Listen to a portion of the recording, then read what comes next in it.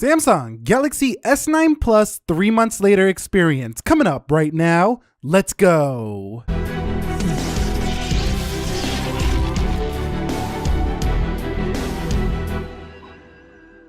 So what is up, guys? Nick here, helping you to master your technology. I've had the Galaxy S9 Plus now for about 3 months, and I wanted to make this video to give you guys an update who've been following my S9 series and when we covered this device and what the experience has been like using this over the past 3 months. Now, if you read any publication online, any article, they're going to tell you this is the best phone in the world. And I agree to some extent, but not in all areas. So let's begin by talking about the key specs. I want to get this out of the way really quickly here.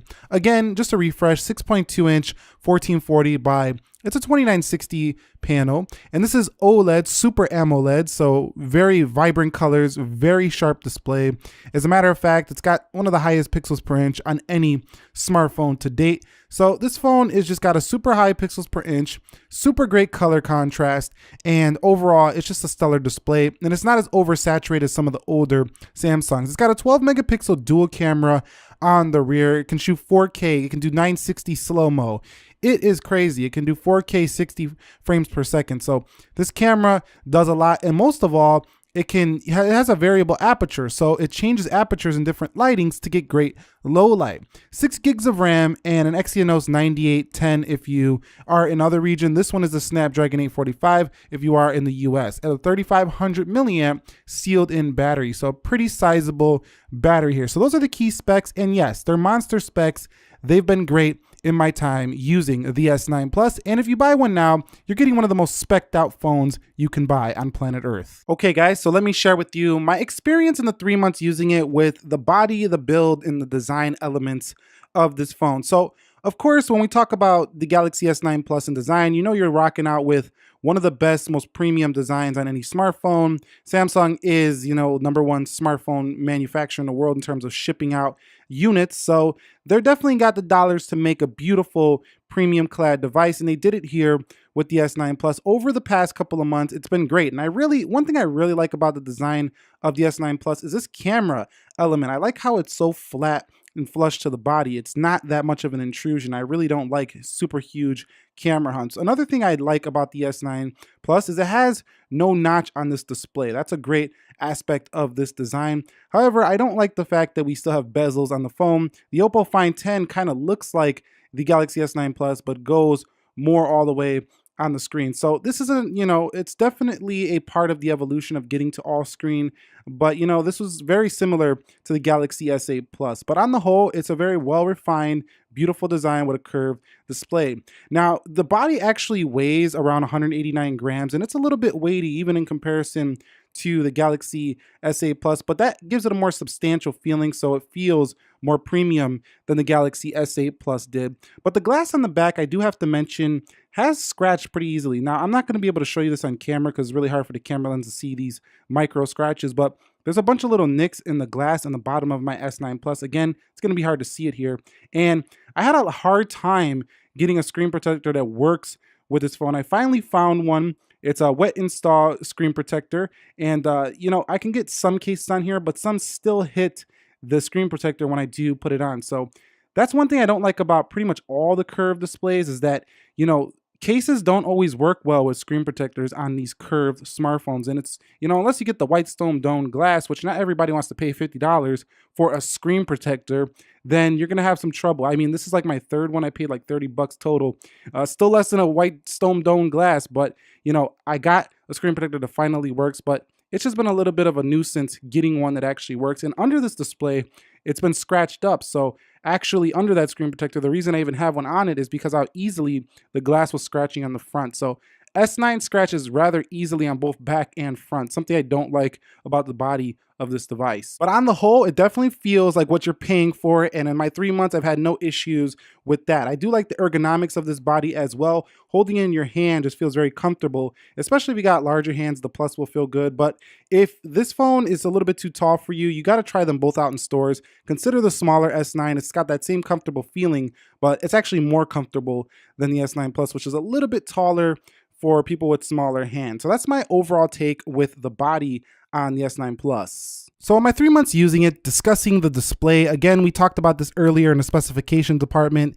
It's definitely probably the best display you can get on any smartphone. Now, if you go into the settings, one thing I always mention about these Samsung devices is the ability to tweak this however you want. You got AMOLED Cinema, AMOLED Photo, and Basic. I always like changing these depending on my lighting conditions. It's been, great to do that. You can also tweak the reds, the greens, and the blues. And this display definitely doesn't err on a redder side like the, Galaxy S8 Plus did of last year. Now, one thing I also like is the ability to change the resolution. I've been loving this for the S9 Plus. You can go to WQHD Plus, Full HD, or you can go all the way down to HD Plus. It saves you battery life, and sometimes you just want that sharper text. You go all the way to the top on this device. Now, it does come with that 1080 out of the box, so you do have to up the resolution if you want the best on the display. Now, best thing about this phone though is really just the vibrancy of the colors and watching media. So watching videos on this phone, that's really one of the best things about the Galaxy S9 Plus. And also I would mention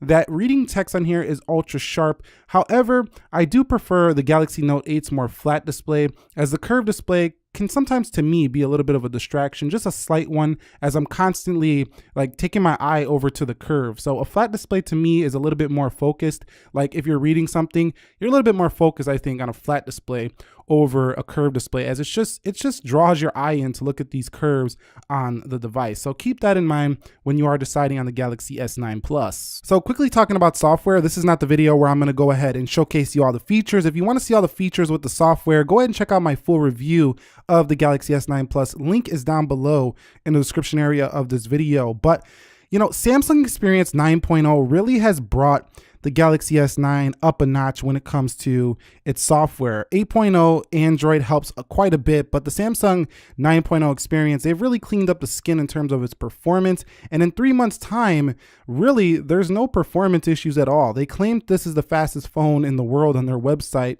according to speed tests. But you know what? I haven't really noticed any slowdown, and the software has been strong on this device. Now, I did have it crash in one video. I made a speed test where a game crashed, but that was a very rare occasion. And this is definitely a super fast, speedy Samsung.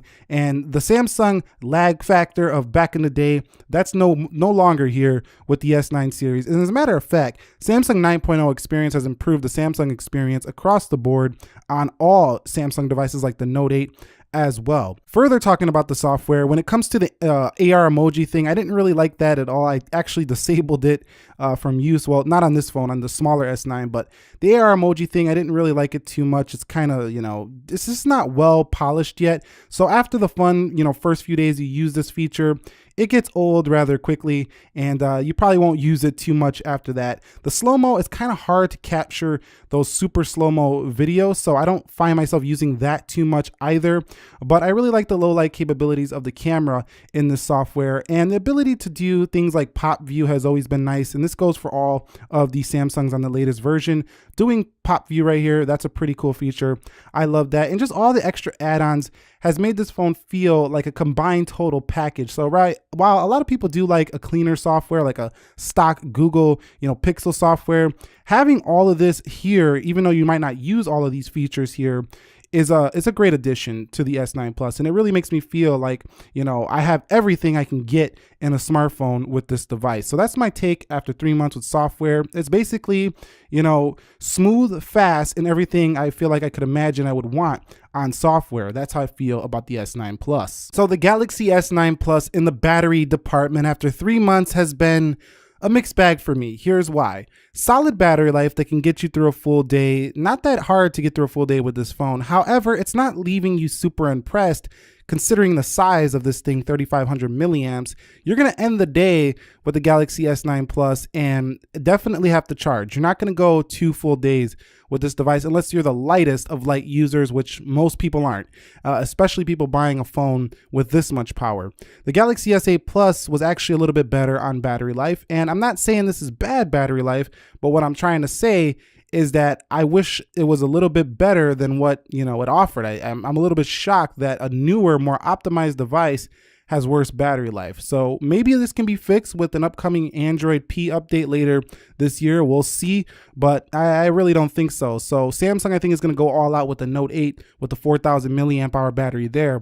But for the S9 Plus, it's a one-day phone. And if you're a heavy user, you might have to top it up at around 7 p.m. on that fast charger. But having that fast charging capability is nice on, you know, any device, and having wireless charging is an added benefit to the S9 Plus. So the battery life to me has been a mixed bag. It's been good enough to get through a day, but a little bit disappointing that it's worse than last year's Galaxy S8 Plus, in my experience anyway. Okay, so moving on to the cameras, we know this is a dual camera variable aperture. It's marketed everywhere. We don't need to really talk too much about the specifications. I'm sure you know most of those.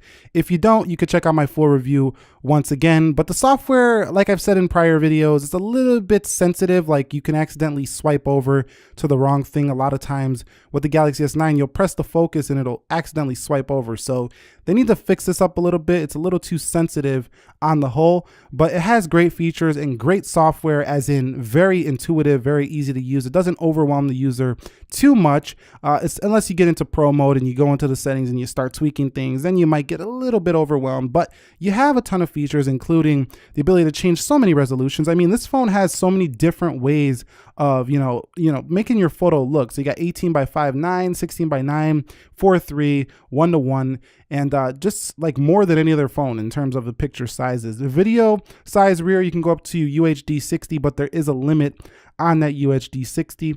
It can only shoot for like 10 minutes or something like that. So not the best there, but having all these features, like I said in my software section of this video, just makes you feel like you're never left behind when it comes to the camera. And also, good thing the camera is a stellar performer. No matter, you know, which mode you're in, it always takes really good photos unless you mess up some pro settings. But overall, just stellar photos on the Galaxy S9 Plus. Some are saying the best camera on earth. I think it definitely is matched up easily with the Pixel 2 XL and the Huawei P20 Pro. But I'm gonna stop talking about the cameras because I really want to show you some of these samples of this camera. So go ahead and check these out and you can judge for yourself how great you think the Galaxy S9 camera is.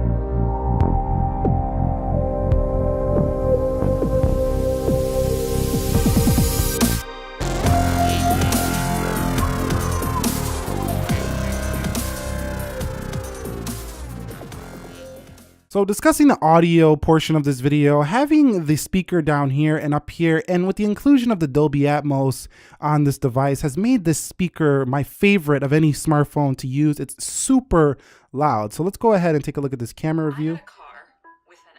And let me turn it down for the ad, and then let's skip this. With the panoramic shots, but the OnePlus 6 also does very good detail here. Cover it up, you can still hear it. But you could just easily brighten that up. You can still hear it. And depending on who made the audio for the video, like I kind of lower it down sometimes so it doesn't blow your ears away on my YouTube videos. But like if you watch a music video or whatever, it would be just super loud here for the Galaxy S9 Plus. So let's go to the beginning where my intro is. You can kind of see what I'm saying.